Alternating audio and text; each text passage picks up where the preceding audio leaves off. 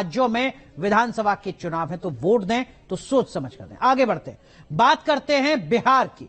सवाल यह कि क्या सामाजिक न्याय की सियासत अब जाति आधारित आर्थिक हिस्सेदारी की तरफ बढ़ गई है? पिछड़ों की आवाज और सामाजिक न्याय का नारा देने वाले अब आर्थिक हिस्सेदारी पर क्यों जोर दे रहे हैं? बिहार में जातिगत जनगणना की रिपोर्ट सामने आ चुकी है। सवाल है कि क्या 2024 में विपक्षी गठबंधन इसे बड़ा मुद्दा बनाएगा? बिहार से आर्थिक हिस्सेदारी का नया प्रयोग शुरू हुआ है। सवाल यह कि क्या बीजेपी के सांस्कृतिक राष्ट्रवाद और विकास को यह प्रयोग टक्कर दे पाएगा? जातीय जनगणना बिहार की जनता में गरीबों में भरम फैलाने के सिवा कुछ नहीं है।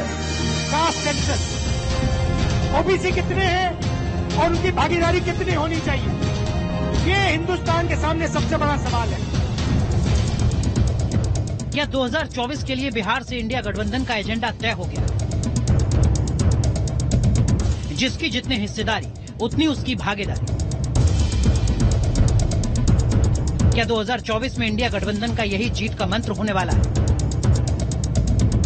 क्या 2024 में विपक्ष लेगा जाति का सहारा? इसका आगाज लगता है बिहार से हो गया है।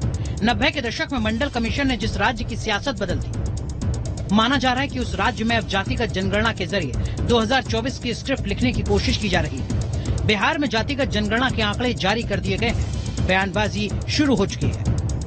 जातीय जनगणना बिहार की जनता में गरीबों में भरम फैलाने के सिवा कुछ नहीं है।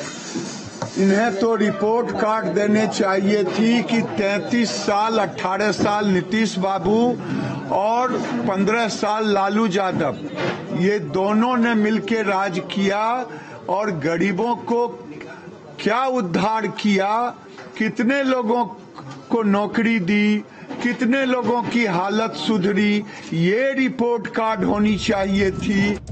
गौर करने की बात यह कि बिहार में किरदार वही है, बस वक्त बदल गया है। सामाजिक न्याय की चाशनी में डूबी जिस जाति आधारित राजनीति ने लालू और नीतीश की सियासत को ऊंचाई दी, 30 साल बाद एक बार फिर वो उस सियासत को आधार बना रहे हैं।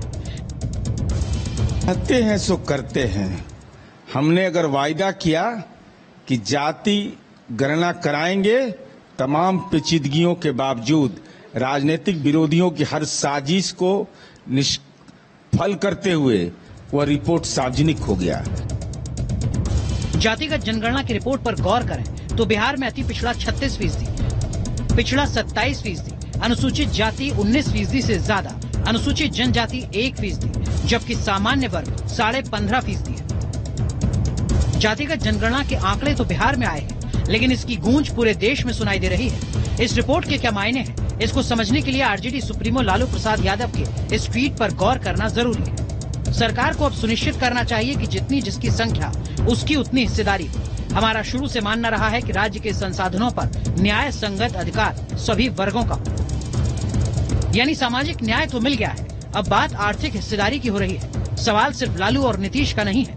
2024 को लेकर राहुल गांधी का ओबीसी प्रेम भी खूब छलक रहा है। राहुल भी अपनी रैलियों में जातिगत जनगणना और ओबीसी की हिस्सेदारी के मुद्दे को उठा रहे हैं। राहुल गांधी के ओबीसी प्रेम की वजह यूं ही नहीं है, इसके पीछे है ओबीसी वोटों की ताकत। 2009 में कांग्रेस को ओबीसी के 24% वोट मिले थे, वहीं बीजेपी को 22% वोट मिले थे। कांग्रेस उस वक्त सत्ता में थी। 2014 में बीजेपी को ओबीसी के 34% वोट मिले, वहीं कांग्रेस को सिर्फ 15%। बीजेपी को 2019 में 44% ओबीसी वोट मिले, वहीं कांग्रेस को एक बार फिर सिर्फ 15% वोट मिले थे। यानी बीजेपी की जीत का आधार मजबूत ओबीसी वोट रहा है। कांग्रेस सत्ता में वापस लौटने के लिए ओबीसी के मुद्दे को उठा रही है। जिन राज्यों में विधानसभा चुनाव हो रहे हैं, वहां ओबीसी वोटों की संख्या अच्छी खासी है। राहुल गांधी हो या फिर कमलनाथ या फिर अशोक गहलोत, सब जातिगत जनगणना की बात कर रहे हैं। बिहार में आंकड़ा आ चुका है और बीजेपी के दिग्गज संभल कर प्रतिक्रिया दे रहे हैं कि अगर 90 अफसर हिंदुस्तान को चला रहे हैं और उसमें से 5% भागीदारी ओबीसी को मिल रही है, तो क्या ओबीसी की आबादी 5% है? क्या हो ही नहीं सकता।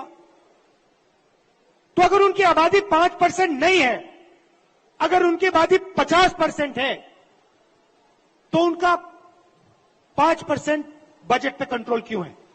उनका 50% बजट पे कंट्रोल क्यों नहीं है?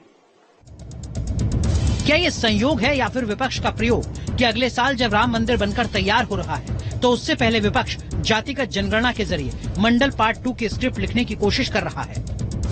क्या आरजेडी नेता मनोज झा की ठाकुर वाली बात भी उसी प्रयोग का हिस्सा है? कुआं ठाकुर का, पानी ठाकुर का, खेत खलिहान ठाकुर के, गली मोहल्ले ठाकुर के, फिर अपना क्या, गांव, देश, शहर। क्या रामचरितमानस पर सवाल भी पॉलिटिकल एक्सपेरिमेंट का पार्ट है? बिहार से जातिगत जनगणना की रिपोर्ट आई है। क्या विपक्षी शासित दूसरे राज्यों में भी इस दिशा में बड़े कदम उठेंगे? सवाल कई है। इसकी तस्वीर धीरे धीरे साफ होगी।